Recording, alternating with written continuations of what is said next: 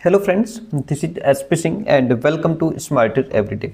प्यारे दोस्तों, बात करेंगे BEd second semester Kanpur university की, जो परीक्षा आपकी 8 मई से शुरू हो रही है, जिसकी डेट पहले 11 मई थी, लेकिन अब उसमें संशोधन कर दिया गया है। डेट आपकी 8 मई हो गई है। 8 मई से आपकी परीक्षा होने को है। ठीक है, तो इसमें बीएड सेकंड सेमेस्टर में जो आपका सेकंड टीचिंग सब्जेक्ट रहेगा साइंस विद्यार्थियों का, मैथमेटिक्स वालों का, उनका रहेगा पेडागोजी ऑफ मैथमेटिक्स। ठीक है, और मैथ्स की ये पहली क्लास होगी, जिसमें आज हम लोग पहले 2025 का जो क्वेश्चन पेपर था उसको समझेंगे, और यहाँ से आप ये अंदाज़ा लगा पाएंगे कि किस तरीके से क्वेश्चन पेपर पूछा जाता है, क्वेश्चंस की लैंग्वेज क्या रहती है, लेवल क्या रहता है, किस तरीके से हमें क्वेश्चंस प्रिपेयर करने चाहिए। ठीक है, तो किसी भी एग्जाम्स के लिए जो PYQs होते हैं वो तो रामबाण होते ही हैं।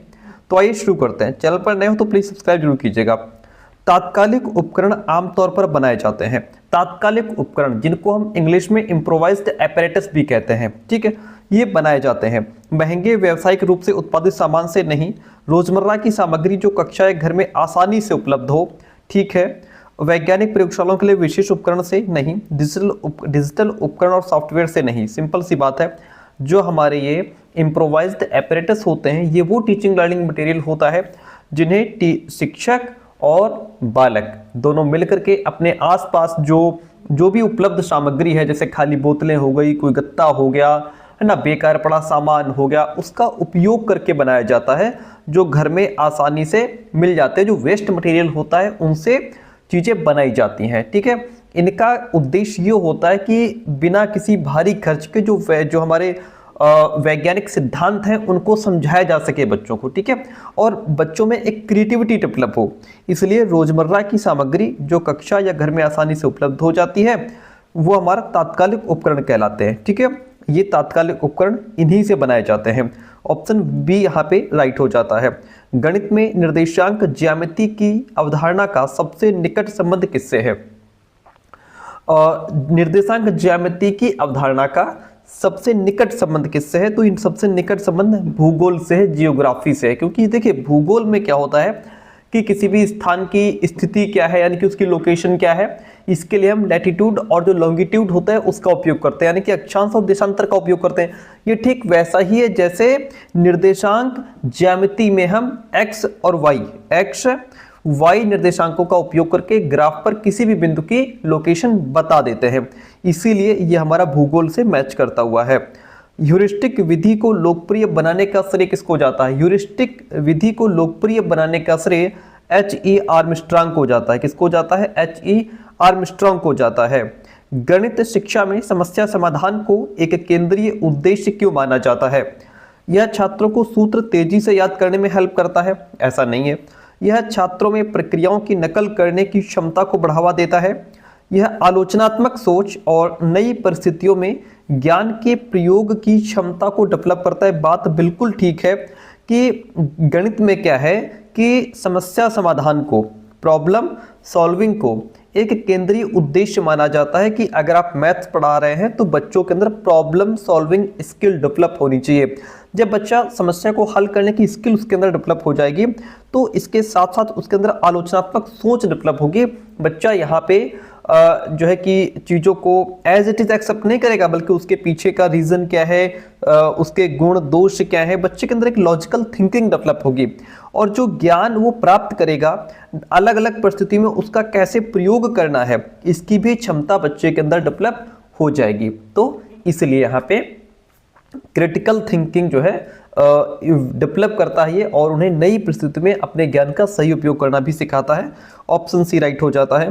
गणित को एक निगमनात्मक विज्ञान माना जाता है। क्यों? क्योंकि यह सामान्य नियमों को लागू करके विशिष्ट निष्कर्षों तक पहुंचता है। भाई यहाँ पे होता यह है कि हमने पहले से ज्ञात नियम लिया। ठीक है, क्या होता है निगमनात्मक में? क्या होता है कि जो हमें पहले से पता है नियम, वो हमने लिया, फिर उसे किसी एक क्वेश्चन पर अप्लाई करते हैं और फिर क्वेश्चन सॉल्व करने के बाद एक आंसर निकल करके आता है। ये होती है निगमनात्मक प्रक्रिया, यानी कि यहाँ सामान्य नियमों को लागू करके विशेष निष्कर्षों तक पहुंचा जाता है। सिंपल सी बात है। भारतीय मॉडल में एक पूर्ण सूक्ष्म शिक्षण चक्र की सामान्य अवधि क्या होती है? पूर्ण सूक्ष्म शिक्षण चक्र की अवधि अगर पूछे तो वो 36 मिनट की होती है। ठीक है, छात्र जोड़ और घटाव से संबंधित शब्द समस्याओं को हल कर सकेंगे। ये क्या है? ये उद्देश्य का उदाहरण है, अधिगम अनुभव का उदाहरण है, अनुदेशनात्मक उद्देश्य का या फिर शिक्षण विधि का उदाहरण है। तो आपको बताते चलें कि छात्र जोड़ और घटाव से संबंधित शब्द समस्याओं को हल कर सकेंगे, ये हमारा अनुदेशनात्मक उद्देश्य का उदाहरण हो जाएगा। ये बताता है कि जब हम पढ़ा लेंगे, जब हमारी टीचिंग हो जाएगी, उसके बाद छात्र क्या करने में सक्षम हो पाएंगे। मतलब हम पढ़ा लेंगे, उसके बाद क्या होगा, ये अनुदेशनात्मक उद्देश्य होगा कि जब हमारी टीचिंग कंप्लीट हो जाएगी, हम पढ़ा लेंगे, पीरियड क्लास खत्म हो जाएगी, तो बच्चे जो है वो जोड़ और घटाव से संबंधित समस्याओं को हल कर सकेंगे। ये अनुदेशनात्मक उद्देश्य का उदाहरण है। ठीक है, यानी कि कोई भी चैप्टर या कोई भी यूनिट को पढ़ने के बाद बालक क्या करने में सक्षम होंगे, ये सीधे सीधे अनुदेशनात्मक उद्देश्य को दर्शाता है। यूनिट योजना, देखिए एक होता है लेसन प्लान, एक होता है यूनिट प्लान। क्या होता है? Unit plan. लेसन प्लान मतलब एक पर्टिकुलर जो लेसन था, आपने उसको प्लान कर लिया कि इस चैप्टर को इस तरीके से पढ़ाना है। और फिर होता है यूनिट प्लान, कि पूरी यूनिट का प्लान कर लिया कि ये यूनिट हमें बच्चों को कैसे पढ़ानी है। ठीक है, तो यूनिट प्लान के उद्देश्यों को निर्धारित करते समय निम्न में से किन बातों पर विचार किया जाना चाहिए। देखिए यहाँ पे यूनिट की विषय वस्तु और लक्ष्य पर विचार किया जाना चाहिए, शिक्षक की पसंद पर, केवल पाठ्यपुस्तक पर या फिर रटने। देखिए केवल पाठ्यपुस्तक और रट्टाफिकेशन हम कभी भी इसको फोकस नहीं करेंगे। टीचर की पसंदीदा की तरफ भी हम नहीं जाएंगे कि टीचर को क्या पसंद है।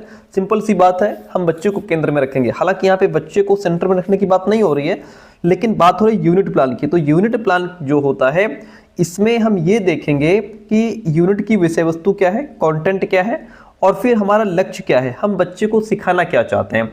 एक प्रभावी यूनिट प्लान वही होता है जो उस यूनिट के जो मेन प्रिंसिपल्स हैं या जो उसका मेन कंटेंट है और जो गोल्स हैं उसको ध्यान में रख करके बनाई जाए। ठीक है, यूनिट प्लान कैसे तैयार किया जाए? यूनिट प्लान तैयार किया जाए उसका कंटेंट देख करके कि आखिर इसमें क्या सिलेबस है, क्या कंटेंट है और हमारा लक्ष्य क्या है, हमारा उद्देश्य क्या है, हम बच्चों को क्या सिखाना चाह रहे हैं, इसको ध्यान में रखा जाता है। ऑप्शन फर्स्ट यहाँ पे राइट हो जाता है। अगला क्वेश्चन कहता है अभिक्रमित अनुदेशन में रेखीय अभिक्रम का अर्थ क्या है? अभिक्रमित अनुदेशन में रेखीय अभिक्रम का अर्थ होता है सभी छात्र एक ही निश्चित मार्ग का अनुसरण यहाँ पे करते हैं। मतलब यहाँ पे बालक जो है, चाहे कोई तेज सीखने वाला हो, धीमा सीखने वाला हो, एवरेज हो, कोई भी हो, लेकिन यहाँ पे एक निश्चित मार्ग का अनुसरण करते हैं सभी प्रकार के बच्चे। ऑप्शन बी राइट हो गया। टोली शिक्षण में सम्मिलित होता है। टोली शिक्षण में क्या सम्मिलित होता है भाई? केवल एक शिक्षक द्वारा कक्षा को पढ़ाना नहीं, शिक्षकों के एक समूह द्वारा मिलकर योजना बनाना और शिक्षण करना। बात बिल्कुल ठीक है। टोली शिक्षण में क्या होता है? टोली शिक्षण मतलब टीम टीचिंग, जिसमें टीम मिलकर के टीचिंग करती है। ओके, यहाँ पे शिक्षकों का समूह होता है, वो मिलकर के प्लान करता है कि बच्चे को क्या पढ़ाना है और क्या हमारे उद्देश्य हैं, हम क्या बच्चों को सिखाना चाहते हैं, और सारे मिलकर के प्लान करके फिर बच्चों को पढ़ाते हैं। फिर बाद में एक निष्कर्ष तक पहुंचा जाता है। सिंपल सी बात है, सारे टीचर्स मिलकर के पढ़ाते हैं। यहाँ पे गणित शिक्षण की प्रयोगशाला विधि किस सिद्धांत पर आधारित है? तो गणित शिक्षण की जो प्रयोगशाला विधि है वो करके सीखना, लर्निंग बाय डूइंग पर आधारित है। क्योंकि प्रयोगशाला विधि में बालक केवल सुनते या देखते नहीं है, बल्कि खुद जो है टूल्स लेकर के, मॉडल के माध्यम से और अपनी एक्टिविटीज के माध्यम से जो मैथ्स के फैक्ट होते हैं उनको एक्सप्लोर करते हैं, उनके माध्यम से सीखते हैं। इसलिए ऑप्शन यहाँ पे फर्स्ट राइट हो जाएगा। निम्न में से कौन सा अधिगम उद्देश्य ब्लूम के वर्गीकरण के अनुप्रयोग स्तर के अनुरूप है? अगर आपको ब्लूम का वर्गीकरण, ब्लूम्स टैक्सोनॉमी आपने पढ़ी है तो आप इसका आंसर कर पाएंगे। तो अधिगम उद्देश्य ब्लूम के वर्गीकरण अनुप्रयोग स्तर के अनुरूप क्या है? कोण शब्द की परिभाषा देना नहीं, भुजाओं के आधार पर त्रिभुजों के प्रकारों को वर्गीकृत करना, पाइथागोरस प्रमेय का उपयोग करके वास्तविक जीवन की समस्या को हल करना। ये बात बिल्कुल ठीक है। देखिए जो आपका ब्लूम टैक्सोनॉमी है, अभी मैं आपको इसको डिटेल में समझाऊंगा, तो उसमें जो हमारा अनुप्रयोग स्तर है, इसमें यह कहा गया है कि जब बालक किसी चीज को समझ लेता है, सीख लेता है, तो उसको अलग अलग परिस्थितियों में प्रयोग भी कर सकता है। ओके, उसको अपनी रियल लाइफ में प्रयोग भी कर सकता है। कैसे? आइए समझते हैं। देखिए यह है ब्लूम्स टैक्सोनॉमी। आपको पता है सन 1956 में बेंजामिन एस ब्लूम और उसके सहयोगियों ने शैक्षिक उद्देश्यों का वर्गीकरण किया। ठीक है। शैक्षिक उद्देश्यों का वर्गीकरण कब किया गया? ब्लूम के माध्यम से 1956 में, ठीक है। छात्र के व्यवहार में होने वाले परिवर्तन के आधार पर बेंजामिन एस ब्लूम ने शिक्षण उद्देश्यों को 3 भागों में बांटा था, संज्ञानात्मक क्षेत्र, भावात्मक क्षेत्र और क्रियात्मक क्षेत्र। अब इसमें पहला आता है संज्ञानात्मक क्षेत्र, ओके, जिसको हम कॉग्निटिव डोमेन भी कहते हैं। 1956 ईस्वी में संज्ञानात्मक क्षेत्र के लक्ष्य को 6 भागों में बांट दिया गया। पहले इन्होंने क्या किया? शिक्षण उद्देश्य को 3 भागों में बांटा, संज्ञानात्मक, भावात्मक, क्रियात्मक। फिर जो संज्ञानात्मक था इसको फिर से 6 भागों में बांट दिया। कितने? 6 भागों में। कौन कौन से? ज्ञान, बोध, प्रयोग, विश्लेषण, संश्लेषण और मूल्यांकन। ये जो पहला था इनका संज्ञानात्मक क्षेत्र, उसके 6 भाग कर दिए इन्होंने। अब जब इसके 6 भाग किए तो उसमें जो तीसरा स्तर है एप्लीकेशन, यहां से आपका क्वेश्चन पूछा गया है। कैसे? देखिएगा, प्रयोग।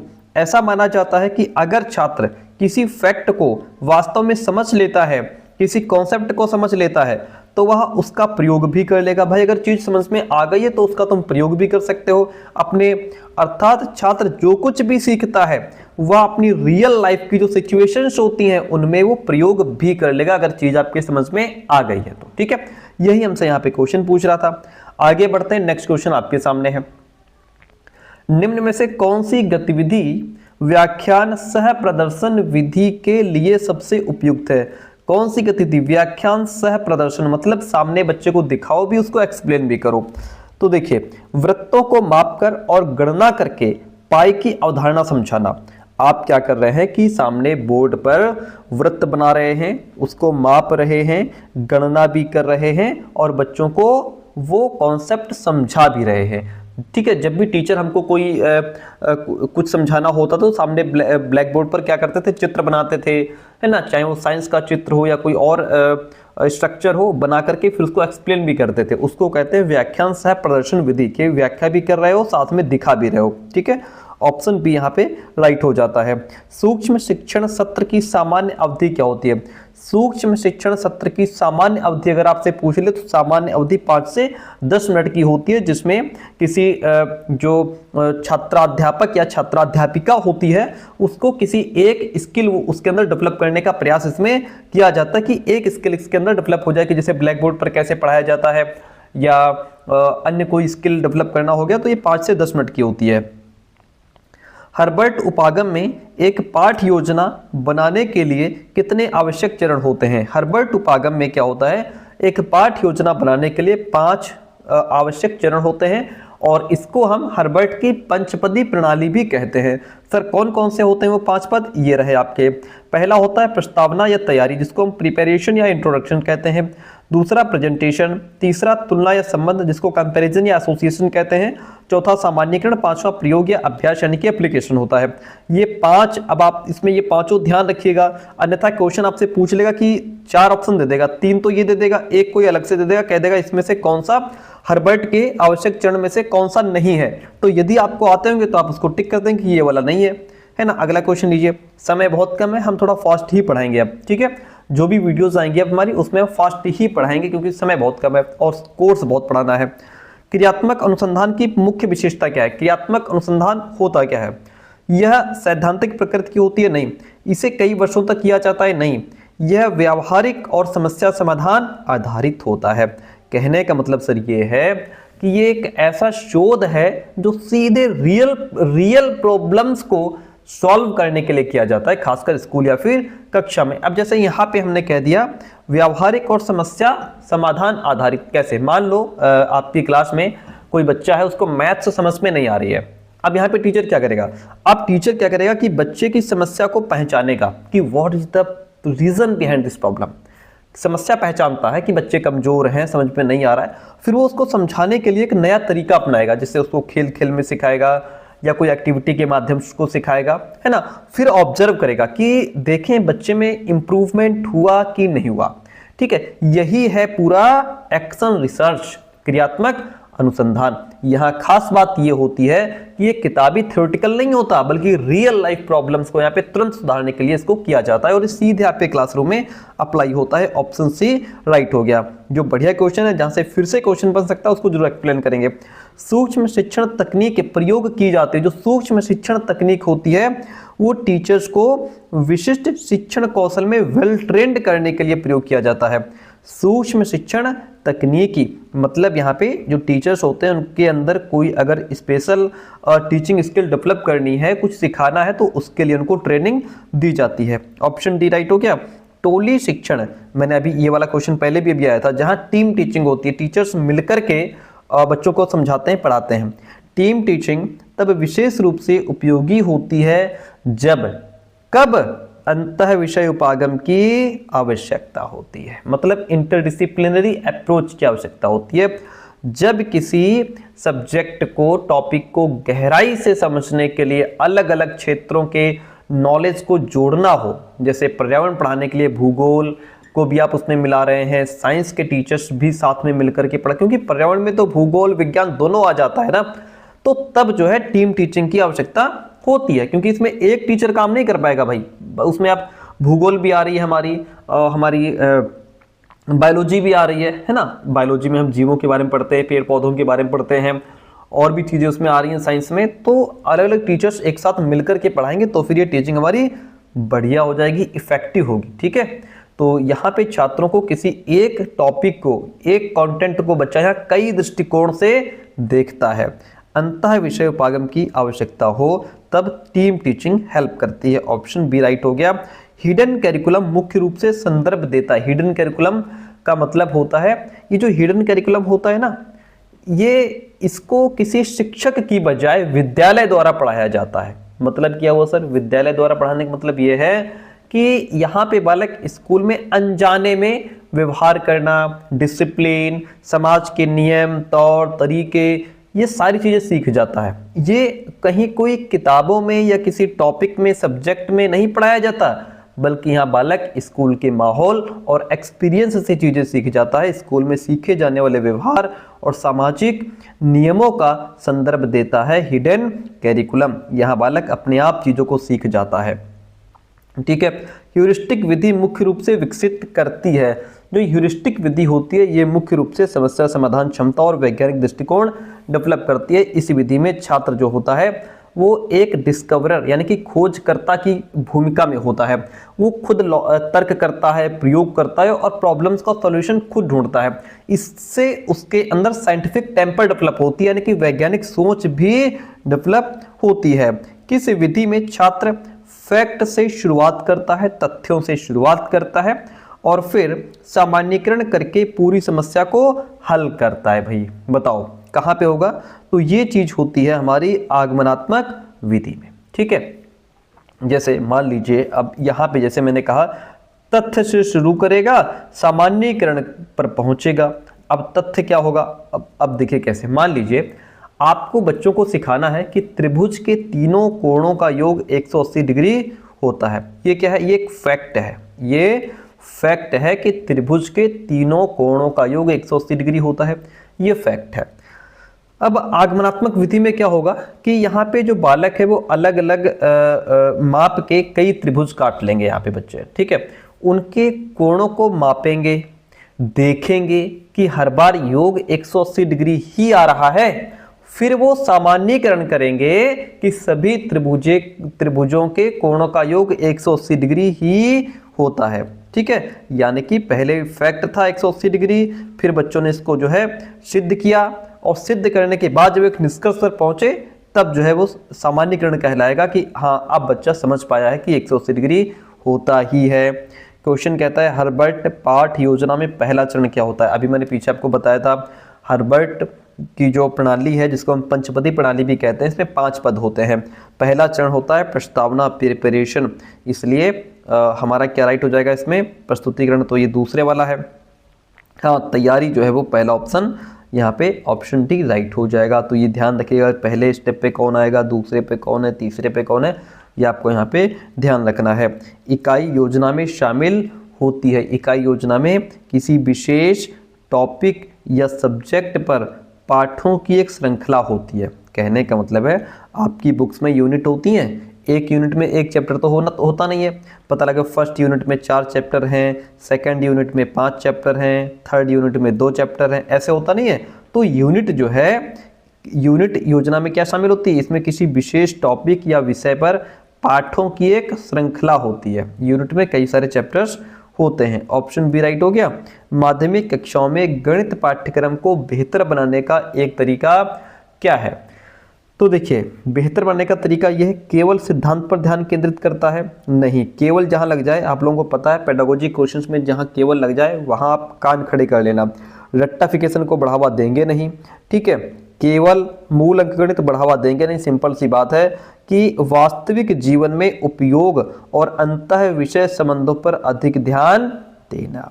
माध्यमिक कक्षाओं में गणित पाठ्यक्रम को बेहतर बनाने का मतलब यही है कि जो कुछ सिखाओ बच्चा उसको अपनी रियल लाइफ में यूज भी कर पाए। जैसे यहाँ पे जब बालक ये देखता है कि मैथ्स का यूज़ हम बैंकिंग में करते हैं, फिजिक्स में करते हैं, अपना डेली जो खर्चे होते हैं उनमें हम मैथ्स का यूज कैसे करते हैं, बजट में कैसे करते हैं, तो इससे उनका इंटरेस्ट बढ़ता है ना। और फिर यहाँ पे उनके अंदर इंटरडिसिप्लिनरी अप्रोच डेवलप होती है, यानी अंतः विषय होने से उन्हें समझ में आता है कि गणित कैसे हमारा विज्ञान में, भूगोल में, इकोनॉमिक्स में, सारे सब्जेक्ट्स में काम आती है। इन सब का बेस है मैथ्स।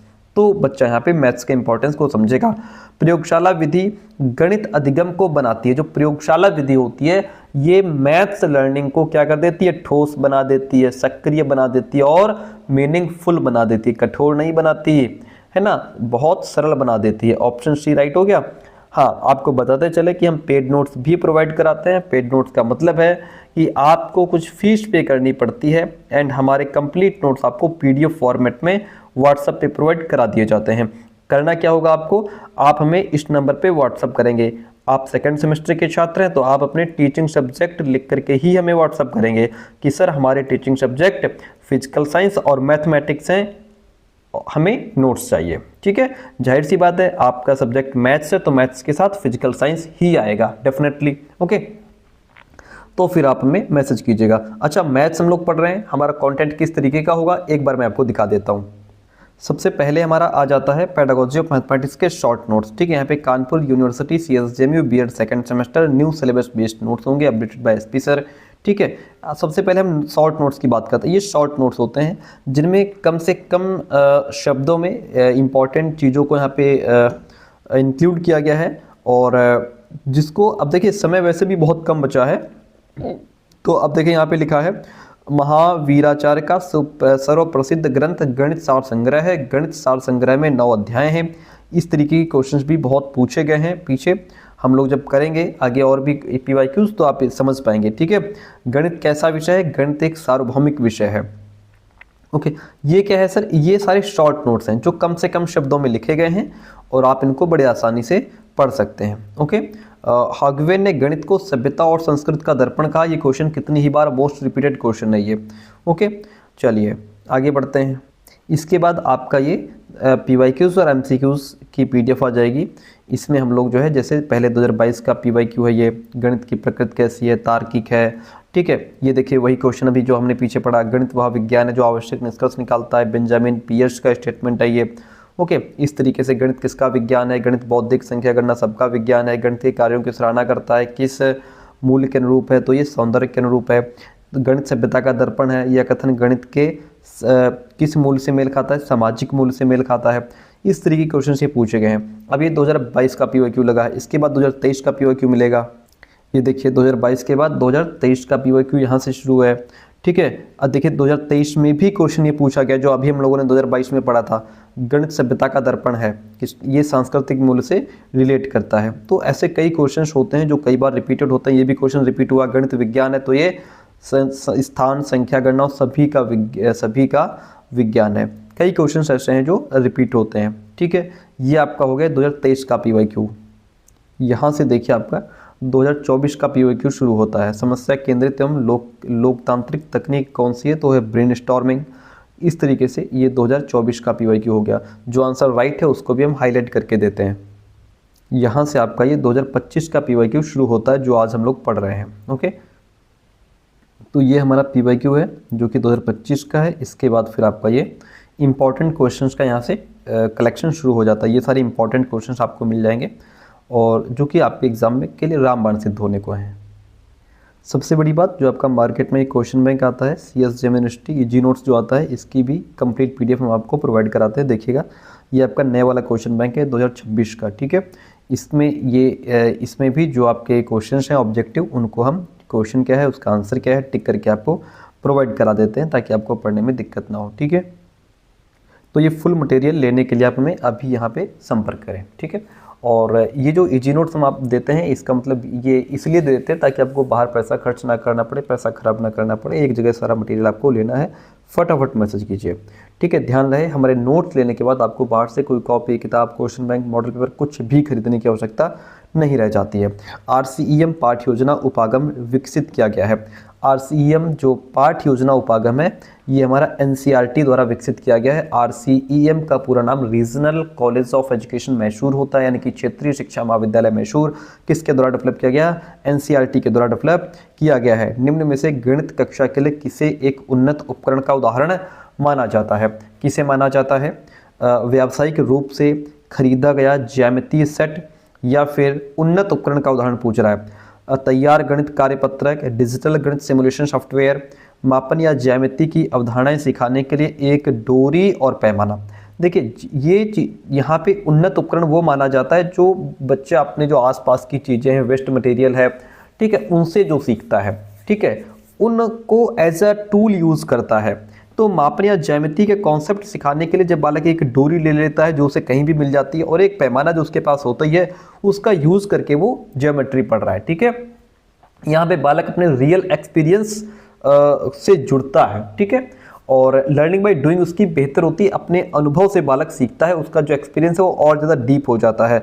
निम्न में से कौन सा OER का उदाहरण है? तो OER का मतलब होता है ओपन एजुकेशनल रिसोर्सेज, एक पाठ्यपुस्तक जो क्रिएटिव कॉमन्स लाइसेंस के तहत मुफ्त उपलब्ध होती है, वो OER का उदाहरण है। कैसे? देखिए OER आपका क्या है? मुक्त शैक्षिक संसाधन इसको कहते हैं। ये एक ऐसी टीचिंग लर्निंग मटेरियल होता है जो या तो पब्लिक डोमेन यानी कि सार्वजनिक रूप से उपलब्ध होती है या फिर इन्हें एक ओपन लाइसेंस, किसके माध्यम से? इन्हें एक ओपन लाइसेंस जैसे क्रिएटिव कॉमन्स के तहत जारी किया जाता है। OER की मुख्य पहचान ये है कि इन्हें कोई भी व्यक्ति बिना किसी फीस के फ्री जो है वो उसका उपयोग कर सकता है, उसमें बदलाव कर सकता है और उन्हें दूसरों के साथ शेयर भी कर सकता है, कोई दिक्कत नहीं है। ऑप्शन बी राइट हो गया।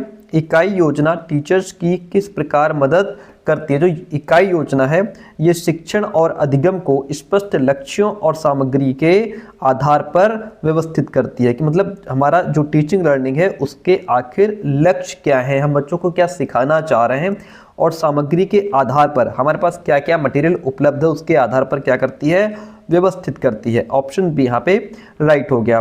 शिक्षण सहायक सामग्री का उपयोग किया जाता है। टीचिंग लर्निंग मटेरियल का यूज छात्रों को व्यस्त रखने और कॉन्सेप्ट को क्लियर करने के लिए TLM का यूज किया जाता है। बाकी ना तो हम रट्टा मारेंगे, केवल व्यक्तिगत छात्र नहीं, केवल जहां लग जाए उसको पहले हटा दो, प्रक्रिया को जटिल हम कभी बनाएंगे नहीं। सिंपल सी बात है, हम बच्चे के कॉन्सेप्ट को क्लियर करेंगे। ठीक है, क्रियात्मक अनुसंधान सामान्यतः किया जाता है। क्रियात्मक अनुसंधान जो है ये स्वयं की कक्षाओं में टीचर्स के द्वारा किया जाता है। एक्शन रिसर्च मैंने अभी आपको समझाया था, ये आमतौर पर टीचर्स के द्वारा अपने ही क्लासरूम में किया जाता है ताकि वो अपनी जो भी टीचिंग प्रॉब्लम्स हैं उनका सोल्यूशन निकाल सके, इंप्रूवमेंट ला सके उसमें। ठीक है, यहाँ पे बात होती है टीचर यहाँ पे अपनी ही समस्या का समाधान और सुधार कैसे करता है। मान लो आपकी क्लास में मैंने अभी पीछे ही बताया था आपको मैथ्स के सवाल बच्चों को समझ में नहीं आ रहे हैं, तो टीचर क्या करेगा? बच्चों को जोड़ घटाव में अगर दिक्कत आ रही है तो जोड़ घटाव सिखाएगा, उसको नए नए तरीके अपनाएगा, खेल के माध्यम से, चार्ट के माध्यम से, उदाहरण के माध्यम से, और फिर ऑब्जर्व करेगा कि क्या बच्चे अब समझ पा रहे हैं कि नहीं समझ पा रहे हैं। फिर उसमें क्या होगा? अगर फायदा हुआ तो वही तरीका जारी रखेगा, नहीं हुआ तो दूसरा तरीका अपनाएगा। मतलब यहाँ पे जो टीचर है वो क्या करता है? अगर उसके सामने समस्या आती है तो समस्या, फिर उसका उपाय निकालता है, फिर उसका रिजल्ट देखता है और फिर उसमें इंप्रूवमेंट भी लेकर के आता है। यही पूरा प्रोसेस क्रियात्मक अनुसंधान कहलाता है जो टीचर अपने क्लासरूम में करता है। पाठ्यक्रम का क्रियात्मकता सिद्धांत सुझाव देता है कि क्या सुझाव देता है? पाठ्यक्रम का जो क्रियात्मक सिद्धांत है वो सुझाव देता है कि सीखने में सक्रिय, व्यावहारिक और वास्तविक दुनिया की गतिविधियां शामिल होनी चाहिए। क्या होनी चाहिए? सीखने में बालक एक्टिव होना चाहिए, व्यावहारिक जो ऐसी चीज़ें जो उनको अपना एक्टिविटीज़ के माध्यम से सीख पाए, वो रियल लाइफ की जो एक्टिविटीज होती हैं वो भी उसमें इंक्लूड होनी चाहिए। एक गणित की पाठ्यपुस्तक का मुख्य उद्देश्य क्या होता है? गणित की पाठ्यपुस्तक का मुख्य उद्देश्य होता है आत्म अध्ययन, सेल्फ स्टडी और समस्या समाधान के लिए संसाधन प्रदान करना। गणित की जो पाठ्य पुस्तक है वो क्या करती है, हमें सेल्फ स्टडी के लिए हमारे लिए सबसे बेस्ट मटेरियल वही है, किताब ही तो है जिससे हम सेल्फ स्टडी कर सकते हैं। अपनी समस्याओं का समाधान हमें किताबों में मिल जाता है। समीकरण है 2x - 5 = 9। इसका हल क्या होगा, तो सिंपल सी बात है भैया, 2x = 9, ये माइनस का है, इधर भेज दो, प्लस का हो जाएगा। फिर x = 9 5 14 हो गया, और नीचे 2 जो है इधर जो गुणे में है ये इसके नीचे आ जाएगा, 2 हो जाएगा, 2 7 14, x बराबर 7 आ गया। सिंपल सी बात है, ए ऑप्शन हमारा यहाँ पे राइट हो जाता है। ठीक है, प्रोजेक्ट विधि में शिक्षक की प्रमुख भूमिका होती है। सत्तावादी, तानाशाह, केवल व्याख्या, मार्गदर्शक, सहायक। सिंपल सी बात है, जब बच्चे प्रोजेक्ट कर रहे होते हैं तो टीचर बच्चों को यहाँ पे गाइड करता है और बच्चों की हेल्प करता है। ठीक है, सतत और व्यापक मूल्यांकन का मुख्य उद्देश्य क्या होता है, कंटिन्यूअस एंड कॉम्प्रिहेंसिव इवैल्यूएशन। ये क्या होता है कि ये केवल वर्ष के अंत में नहीं होता, केवल शैक्षणिक प्रदर्शन का मूल्यांकन नहीं, केवल लिखित नहीं, एक ही ऑप्शन बचता है, पूरे वर्ष छात्रों के शैक्षणिक और सह पाठ्यक्रम विकास दोनों का आकलन करना। सतत मतलब ये निरंतर चलता रहता है, बच्चों को पढ़ाते रहो, उनका टेस्ट लेते रहो, उनको ऑब्जर्व करते रहो, बच्चा कहाँ सीख रहा है, कहाँ कमी आ रही है। और व्यापक मूल्यांकन का मतलब सिर्फ किताबी जो ज्ञान आप दे रहे हो उससे रिलेटेड नहीं है, व्यापक तौर पर बच्चा बिहेवियर में कैसा है, दूसरों के साथ व्यवहार कैसे करता है, एक्टिविटीज में कैसे पार्टिसिपेट करता है, उसका शारीरिक विकास, मानसिक विकास, आध्यात्मिक विकास, हर तरीके से बच्चे का डेवलपमेंट होना चाहिए। पाठ्यक्रम, सह पाठ्यक्रम विकास मतलब पाठ्यक्रम के साथ साथ जो बाकी चीजें उनमें भी बच्चा डेवलपमेंट कर पाए, उसका भी आप लोग को मूल्यांकन करना है। Option C is the right one over here. 5 centimetre किनारे वाले घन का आयतन कितना होगा, 5 सेंटीमीटर किनारे वाले घन का आयतन कितना होगा भैया यहाँ पे, तो यहाँ पे इसका हो जाएगा, देखिए अगर आपको यहाँ पे निकालना है, देखिए घन का आयतन पूछ रहा है, ठीक है, तो घन का आयतन बराबर होता है भुजा क्यूब। क्या होता है, घन का आयतन बराबर होता है भुजा क्यूब, और भुजा इसमें आपकी कितनी है 5 सेंटीमीटर, तो यहाँ पे 5 × 5 × 5 कर दो, 5 × 25 5 125। सिंपल सी बात है, 125 हमारा यहाँ पे राइट आंसर हो जाएगा। ठीक है, इतना आप लोगों ने मैथ्स पढ़ी होगी, ठीक है, ये तो कर ही लोगे। फिर निम्न में से कौन सा औपचारिक पाठ्यक्रम का हिस्सा नहीं माना जाता है, पाठ्यपुस्तकें औपचारिक पाठ्यक्रम है, विषय का पाठ्यक्रम औपचारिक है, कक्षा में होने वाली चर्चाएं औपचारिक पाठ्यक्रम, कक्षा के बाहर सहपाठियों के साथ जो बातचीत आपकी हो रही है ये क्या है, ये औपचारिक पाठ्यक्रम का हिस्सा नहीं है। शिक्षण सहायक सामग्री, टीचिंग लर्निंग मटेरियल विभिन्न सीखने की शैलियों में सहायता करती है। कैसे सहायता करती है भाई, देखिएगा, यह केवल एक ही फॉर्मेट में सीखने की अनुमति देकर नहीं, केवल दृश्य सीखने पर नहीं, सीखने की उपकरणों की विविधता को लिमिटेड नहीं करेगी। हटा दो, एक ही ऑप्शन बचा भैया, आंखें बंद करके टिक कर दो। विभिन्न माध्यमों के माध्यम से दृश्य, श्रवण और काइनेस्थेटिक शिक्षार्थियों की जरूरतों को पूरा करके, कहने का मतलब है जो टीचिंग लर्निंग मटेरियल है ये जो विभिन्न सीखने की शैलियों में, देखिए बच्चा जो है ना वो अलग अलग स्टाइल से सीखता है। शैली मतलब स्टाइल, कोई बच्चा देख करके बढ़िया सीखता है, कोई सुन करके समझ जाता है, किसी को जब तक चित्र बनाकर ना समझाओ समझ में नहीं आता है, डायग्राम बनाकर ना समझाओ समझ में नहीं आता है उसको, चाहे जितना सरल समझा लो। तो ये चीज़ें क्या करती हैं, जो टीचिंग लर्निंग मटेरियल होता है बच्चों को दिखाने में, सुनाने में, अलग अलग प्रकार की एक्टिविटीज़ करा करके सिखाने में हेल्प करता है। ऑप्शन बी यहाँ पे राइट हो गया। माध्यमिक स्तर के वर्तमान गणित पाठ्यक्रम में निम्नलिखित में से क्या नज़रअंदाज किया जाता है, क्या नज़रअंदाज किया जाता है, देखिएगा माध्यमिक स्तर के वर्तमान गणित पाठ्यक्रम में सबसे बड़ी बात तो ये है कि गणित को प्रासंगिक बनाने के लिए रियल लाइफ की जो समस्याएं हैं उनका उपयोग नहीं होता, यहाँ पे उनको नज़रअंदाज कर दिया जाता है। ठीक है, ओके। और गणनात्मक कौशल के विकास का महत्व तो नहीं रह गया, उसको भी नज़रअंदाज कर दिया जाता है। टीचिंग और लर्निंग में तकनीक का समावेश नहीं है, जो टेक्नोलॉजी है, टेक्निक्स हैं, उनको इंक्लूड नहीं किया जाता। ये सारी चीज़ों को यहाँ पे नज़रअंदाज किया जा रहा है, बस किताबी ज्ञान को रटवाने का दबाव है टीचर्स के ऊपर। भारतीय गणितज्ञ जिन्होंने शून्य को एक संख्या के रूप में प्रस्तुत किया था वो कौन थे, वो थे ब्रह्मगुप्त। कौन थे, ब्रह्मगुप्त। ऑप्शन बी यहाँ पे राइट हो जाता है। शिक्षण में मॉडल और वास्तविक वस्तुएं उपयोग होती हैं, क्यों, क्योंकि वे भौतिक प्रतिनिधित्व के माध्यम से अमूर्त अवधारणाओं को समझने में मदद करती हैं। कहने का मतलब है जो अमूर्त अवधारणा है, जो चीज़ हमारे सामने प्रेजेंट नहीं है, उसको हम एज अ मॉडल समझ लेते हैं। अब जैसे आपको मान लीजिए आपको पृथ्वी पढ़ानी है, पृथ्वी के बारे में पढ़ाना है कि कौन महासागर, कितना बड़ा महासागर है, कहाँ पे है, कौन सा देश कहाँ पे, तो उसके लिए हम लोग ग्लोब का यूज़ करते हैं। ग्लोब क्या है? ग्लोब यहाँ पे पृथ्वी का एक मॉडल है, ठीक है, पृथ्वी का प्रतिरूप है ग्लोब। तो मॉडल वो चीज़ होती है जो रियल चीज़ हमारे सामने प्रेजेंट नहीं है, लेकिन उसके जैसा ही सेम वो मॉडल होता है, जिसके माध्यम से हम बच्चों को समझाने का प्रयास करते हैं। OER का पूर्ण रूप है, OER का पूर्ण रूप होता है open educational resources. Open educational resources. पाठ्यक्रम निर्माण का कौन सा सिद्धांत इस बात पर बल देता है कि पाठ्यक्रम समाज की वास्तविक आवश्यकताओं और मांगों से संबंधित होना चाहिए? तो वह है प्रासंगिकता का सिद्धांत। क्या है सर? प्रासंगिकता का सिद्धांत, ठीक है। इसे उपयोगिता का सिद्धांत भी कहा जाता है। ये तय करता है कि शिक्षा समाज की वर्तमान परिस्थितियों, उसकी ज़रूरतों और भविष्य की मांगों के अनुरूप होनी चाहिए। शिक्षा कैसी होनी चाहिए सर? शिक्षा समाज के अकॉर्डिंग होनी चाहिए। समाज को आज की ज़रूरत कैसी है, वर्तमान परिस्थिति, समाज की करंट सिचुएशन कैसी है, ज़रूरत क्या है, भविष्य में समाज को किस तरीके की ज़रूरत होगी, उस तरीके की एजुकेशन बच्चों को हमें देना चाहिए ताकि छात्र समाज के उपयोगी अंग बन सकें। सिंपल सी बात है। ऑप्शन बी राइट हो गया। हम आगे बढ़ जाएंगे। एक अच्छी गणित की पाठ्यपुस्तक का महत्वपूर्ण मानदंड क्या है? एक अच्छी गणित की जो किताब होती है उसका महत्वपूर्ण मानदंड यह है कि यह छात्रों के सीखने के लेवल के अकॉर्डिंग होनी चाहिए। ऐसा नहीं है कि कक्षा 5 का बच्चा है, कक्षा 8 के लेवल की किताब उसको दिए पड़े, तो ये इसके अनुरूप नहीं होगी, ये इसके सीखने के स्तर के अनुसार नहीं होगी, ठीक है। जो बच्चा जैसा सीखने वाला है उसके अकॉर्डिंग उसको किताब देनी चाहिए, जो समझने में आसान हो और सुलभ होनी चाहिए। ऑप्शन भी यहाँ पे राइट हो गया। Very good. यदि एक वृत्त की परिधि 44 सेंटीमीटर है तो उसकी त्रिज्या कितनी होगी? भैया एक बात बताओ, अब पूछ रहा है कि त्रिज्या कितनी होगी। अब जैसे वृत्त की परिधि है 44 सेंटीमीटर, आपको पता है कि परिधि बराबर होता है 2πr, 2πr ये होता है परिधि बराबर। परिधि हमारी दी है 44, बराबर में कितना हो जाएगा? 2 इंटू पाई का मान होता है 22/7, 22/7 हो जाएगा। इधर r हो जाएगा।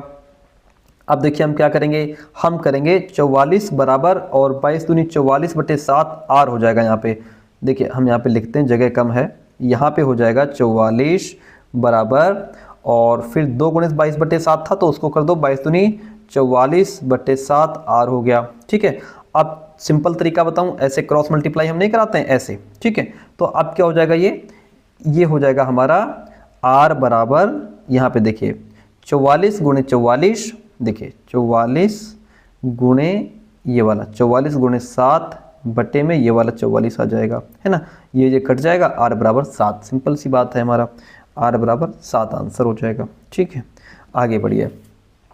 गणित क्लब का मुख्य उद्देश्य क्या होता है? गणित क्लब का मुख्य उद्देश्य होता है गणित में रुचि विकसित करना। जो बच्चे हैं वो मैथ्स में इंटरेस्ट ले सकें और आलोचनात्मक सोच बच्चों के अंदर डेवलप हो सके, है ना। इन सब चीज़ों को प्रोत्साहित करना गणित क्लब का उद्देश्य होता है। गणित क्लब का मुख्य उद्देश्य क्या होता है, लक्ष्य क्या होता है? सब्जेक्ट को मनोरंजक बना देना, छात्रों में तर्क करने की क्षमता यानी कि लॉजिकल रीजनिंग और सोचने की क्षमता को बढ़ावा देना ही गणित क्लब का उद्देश्य होता है। एक अच्छी गणित की पाठ्यपुस्तक सुनिश्चित करती है, एक अच्छी गणित की जो पाठ्यपुस्तक होती है वो रट्टाफिकेशन को बढ़ावा नहीं देती, वो सिद्धांत, अभ्यास और अनुप्रयोग के बीच एक संतुलन बना रहे, इस चीज को जो है सुनिश्चित करती है। ओके, इतनी बात क्लियर है। गणित प्रयोगशाला में छात्र रटना नहीं सीखते भैया, केवल सैद्धांतिक ज्ञान नहीं सीखते, केवल टीचर्स को कार्य करते हुए नहीं देखते। 3 ऑप्शन गलत हो गए, एक ही बचता है ना। गणित प्रयोगशाला में छात्र गणितीय मॉडल और उपकरण बनाना तथा उनका प्रयोग करना सीखते हैं। प्रभावी संप्रेषण गणित शिक्षक की एक आवश्यक विशेषता है। क्यों? देखिए, प्रभावी संप्रेषण, टीचर की बुलंद आवाज होनी चाहिए, है ना, क्लियर स्पष्ट आवाज होनी चाहिए। ये गणित शिक्षक की एक आवश्यक विशेषता है। क्यों? क्योंकि ये सुनिश्चित करता है कि छात्र गणितीय मैथ्स के कॉन्सेप्ट को समझ सकें और क्लैरिफिकेशन के लिए क्वेश्चंस भी पूछ सकें। ठीक है, ब्रेनस्टॉर्मिंग सत्र में छात्रों को प्रोत्साहित किया जाता है कि वे बिना गलत होने के डर के जितने हो सकें उतने विचार सुझाएं। मतलब समझे इसका? समझाता हूं।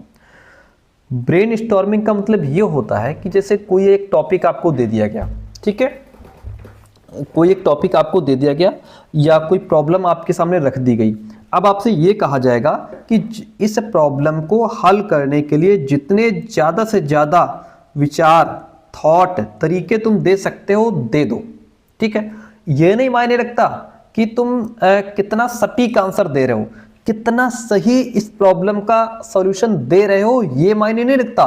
मायने ये यहाँ पे रखता है कि कितने ज़्यादा से ज़्यादा सॉल्यूशन तुम दे रहे हो।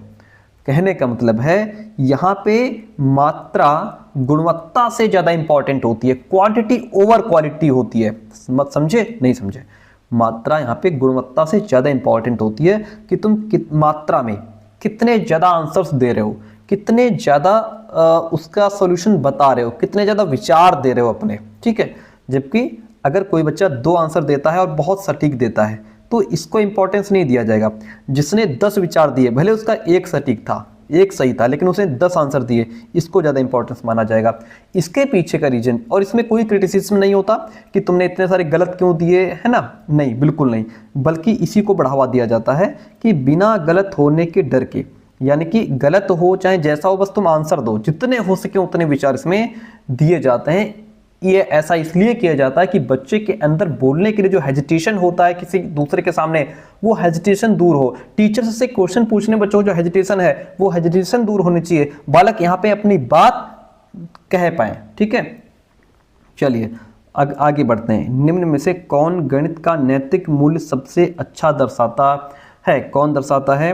बेईमानी को बढ़ावा देना, नकल करना नहीं, सटीक गणना के माध्यम से ईमानदारी विकसित करना जो है ये गणित का नैतिक मूल्य सबसे अच्छा दर्शाता है। क्या? सटीक गणना के माध्यम से ईमानदारी विकसित करना। इतनी बात क्लियर हो गई। एक सुनिर्मित गणितीय उपलब्धि परीक्षण की मुख्य विशेषता क्या होती है? सुनिर्मित, जिसको हम वेल कंस्ट्रक्टेड कहते हैं, उपलब्धि परीक्षण यानी कि अचीवमेंट टेस्ट, वो होता है जो छात्रों द्वारा सीखे गए ज्ञान का समग्र रूप से मूल्यांकन करे। वो है, इसे बुनियादी कौशल और उच्च स्तरीय चिंतन दोनों का मूल्यांकन करने के लिए डिजाइन किया जाता है। मतलब यहाँ पे गणित केवल पहाड़े गिनती याद करने तक लिमिटेड नहीं है। एक अच्छे परीक्षण में जो बुनियादी गणना है, जो बेसिक स्किल्स होती हैं, उसके साथ साथ प्रॉब्लम सॉल्विंग और तर्क करने की क्षमता, एनालिसिस, ये सब स्किल्स भी उसके अंदर डेवलप होनी चाहिए। यानी कि उच्च स्तरीय चिंतन कौशल, हायर ऑर्डर थिंकिंग भी बच्चे के अंदर डेवलप होना चाहिए। ओके, पाठ्य योजना का वह भाग जो शिक्षार्थियों को प्रेरित करता है और पूर्व ज्ञान से जोड़ देता है, उसे क्या कहते हैं? उसे प्रस्तावना प्रश्न कहते हैं, जो हम जाकर के शुरुआत में ही बच्चों से पूछते हैं और जो टॉपिक पढ़ाना होता है वो बच्चों के मुंह से ही निकलवाने का प्रयास किया जाता है। क्वेश्चन नंबर 55 कहता है, निदानात्मक परीक्षण के पश्चात उपचारात्मक निर्देशन केंद्रित होता है। किस पर केंद्रित होता है? तो ये छात्रों की कमजोरियों को दूर करने के लिए अतिरिक्त अभ्यास प्रदान करने पर केंद्रित होता है। ऑप्शन बी राइट हो जाता है। गणित का उपयोगितावादी मूल्य सबसे बेहतर किसमें प्रदर्शित होता है? ये किसमें प्रदर्शित होता है? तो ये दैनिक जीवन की समस्याओं का समाधान, जैसे बजट बनाना और खरीदारी करना, इनमें क्या होता है? ये यहाँ पे ये प्रदर्शित होता है। कैसे? अब जैसे इसमें बात हो रही है उपयोगितावादी मूल्य की। देखिए, उपयोगितावादी मूल्य का मतलब क्या है? जो चीज़ हमारे डेली लाइफ में काम आए, रोज़मर्रा की ज़िंदगी में जो चीज़ें काम आए, उसे उपयोगितावादी मूल्य कहा जाता है। जब हम गणित का उपयोग रियल लाइफ कामों में करते हैं, वही उसका उपयोगितावादी मूल्य है। अब जैसे यहाँ पे हम क्या करते हैं? खरीदारी करते समय हिसाब लगाना, पैसे का बजट बनाना या डिस्काउंट निकालना किसी चीज़ का, समय और दूरी का हिसाब लगाना, ये सब मैथ्स का, ये सब उपयोगितावादी मूल्य हैं जिन्हें हम अपनी डेली लाइफ में यूज़ करते हैं। गणित में CCE continuous and comprehensive evaluation के तहत मूल्यांकन के लिए निम्न में से कौन से उपकरण इस्तेमाल किए जा सकते हैं? तो कौन से उपकरण? तो यहाँ पे हम observation, quiz, class discussion, project, इन सब के माध्यम से बच्चों का मूल्यांकन हम कर सकते हैं। ओके। अभिक्रमित अनुदेशन निर्मित किया जाता है। अभिक्रमित अनुदेशन जो है वह छात्रों को अपनी गति से सीखने की अनुमति के लिए निर्मित किया जाता है कि बालक यहाँ पे अपनी गति से सीख सके। समझो इस बात को। अभिक्रमित अनुदेशन एक ऐसी टीचिंग मेथड है जिसे बीएफ स्किनर ने डेवलप किया था। इसका मेन फोकस बच्चे की इंडिविजुअलाइज्ड लर्निंग पर होता है। कहने का मतलब है कि इस पद्धति में ये होता है कि जो भी कंटेंट है उसको छोटे छोटे पदों में या फ्रेम्स में डिवाइड कर लिया जाता है। हर बालक अपनी क्षमता और समझ के अकॉर्डिंग आगे बढ़ता है। जो तेज बालक होता है वो जल्दी आगे निकल सकता है, जबकि जिन्हें अधिक समय चाहिए वो आराम से भी इसमें सीख सकते हैं, कोई दिक्कत नहीं है। ये सिंपल सी बात है कि इंडिविजुअलाइज्ड लर्निंग पर बेस्ड होता है, बच्चे की व्यक्तिगत अधिगम पर बेस्ड होता है। जो बालक जैसा चाहे वैसे सीख सकता है। क्वेश्चन कहता है ब्लूम के वर्गीकरण का कौन सा पक्ष बौद्धिक क्षमताओं से संबंधित है। बौद्धिक क्षमताओं मतलब जो चीजें आपके दिमाग से कनेक्टेड हैं, जो चीजें आपके दिमाग से जुड़ी हैं, तो बौद्धिक क्षमताओं से संबंधित है आपका संज्ञानात्मक पक्ष। कौन सा पक्ष? संज्ञानात्मक पक्ष। 9 पॉइंट सीबीएसई ग्रेडिंग स्केल में सबसे निम्न ग्रेड क्या है भैया? क्वेश्चन कैसा पूछा गया है, बड़ा बहुत बढ़िया। देखिए 9 पॉइंट सीबीएसई ग्रेडिंग स्केल की अगर हम बात करें तो इसमें जो है कि 9 पॉइंट दिए जाते हैं। कितने होते हैं? 9 पॉइंट इसमें होते हैं। 9 अलग अलग ग्रेड्स होते हैं इसमें, ठीक है। और यहाँ पे देखिए ये सबसे हाईएस्ट से शुरू होकर के लोवेस्ट तक जाता है। अब इसमें जैसे ये होता है 9 पॉइंट कौन कौन से होते हैं अगर मैं आपको बताऊं तो इसमें होता है A1, फिर होता है A2, उसके बाद होता है इसमें B1, फिर होता है B2, 4 हो गए। फिर होता है C1, फिर होता है C2, 2 2 4 2 6 हो गए। फिर होता है इसमें एक होता है D, फिर होता है E1, ठीक है। फिर होता है E2, कितने हो गए? 1 2 3 4 5 6 7 8 9 9 हो गए। ये इसमें 9 ग्रेडिंग प्रणाली होती है। ये क्या होते हैं इसमें? क्या ये 9 अलग अलग ग्रेड्स होते हैं। अब देखिए कौन बच्चा किसमें क्या है। अब जैसे अगर कोई बच्चा E2 है, E2 दिया गया उसको, तो E2 का मतलब यहाँ पे है कि बच्चा जो है ये लोवेस्ट ग्रेड में आ जाएगा। किस में आ जाएगा? लोवेस्ट ग्रेड, यानी कि जिसको हम हिंदी में कहते हैं असंतोषजनक। संतोषजनक नहीं, असंतोषजनक, ठीक है। और यही हमारा क्या है कि सबसे लोवेस्ट में आता है। अगर किसी बच्चे का E1 आया है, उसको E1 ग्रेड दिया गया है, तो इसका मतलब होता है नीड्स इंप्रूवमेंट, मतलब सुधार की आवश्यकता है, ठीक है। अगर किसी बच्चे को D ग्रेड दिया गया है तो D ग्रेड मतलब यह है कि संतोषजनक है, सेटिस्फाई है हम बच्चे से, ठीक है, ये संतोषजनक है। अगर किसी बच्चे को C2 दिया गया है तो C2 मतलब बच्चा एवरेज है। C2 मतलब बच्चा एवरेज है। आई बात समझ में? तो ये क्या है हमारा हाईएस्ट से शुरू होकर के लोवेस्ट तक जाता है। अकॉर्डिंग टू द क्वेश्चन हम जाएंगे ऑप्शन नंबर A के साथ में। इतनी बात क्लियर है? बहुत बढ़िया, अच्छा क्वेश्चन था। हो सकता है अगली बार आपसे पूछ ले D का मतलब क्या है। क्रेडिट आधारित विकल्प प्रणाली सीबीसीएस का मुख्य उद्देश्य क्या है? सीबीसीएस का मुख्य उद्देश्य, जिसको हम चॉइस बेस्ड क्रेडिट सिस्टम कहते हैं, इसका मतलब है कि छात्रों को उनके इंटरेस्ट के अकॉर्डिंग कोर्स चुनने की यहाँ पे फ्रीडम दी गई है। इसमें बालक अपने मेन सब्जेक्ट के साथ साथ अपने इंटरेस्ट का कोई दूसरा सब्जेक्ट चुन सकता है। जैसे मैथ्स के साथ अगर वो संगीत पढ़ना चाहे तो संगीत को चुन सकता है। एक अच्छी गणित की किताब में प्रयुक्त भाषा जो है वो कैसी होनी चाहिए? अच्छी गणित की किताब है तो उसकी भाषा सरल हो, स्पष्ट हो, छात्रों के समझने के लायक हो, कि बच्चे उस भाषा को समझ पाएं।